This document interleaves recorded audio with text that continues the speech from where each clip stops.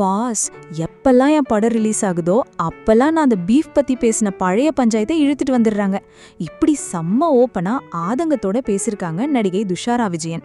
நம்ம சார்பட்டா பரம்பரை மாரியம்மாவை யாருக்கு தான் தெரியாது. அதுக்கப்புறம் ராயன், வேட்டையன்னு டாப் ஹீரோஸ் கூட நடிச்சு இப்போ தமிழ் சினிமாவில் தவிர்க்க முடியாத ஒரு நடிகையா வளர்ந்து நிற்கிறாங்க துஷாரா.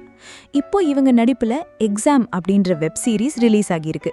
இதோட ப்ரொமோஷன் இன்டர்வியூல தான் மீடியாக்காரங்க கேட்ட ஒரு கேள்விக்கு செம்ம போல்டா பதில் சொல்லியிருக்காங்க. சிக்கன் சாப்பிடுற மாதிரி தான் பீஃபும். தயிர் சாதம் சாப்பிட்றவங்கள பார்த்து ஏன் தயிர் சாதம் சாப்பிட்றீங்கன்னு கேட்குறோமா, அப்புறம் ஏன் பீஃப் சாப்பிட்றவங்கள மட்டும் கேள்வி கேட்குறீங்கன்னு நான் அன்னைக்கு சாதாரணமாக தான் கேட்டேன்.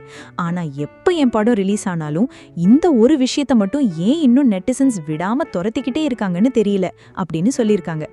துஷாரா விஜயன் பேசின இந்த போல்டான பதிலை பற்றி நீங்க என்ன நினைக்கிறீங்க? கமெண்ட்ல சொல்லுங்க.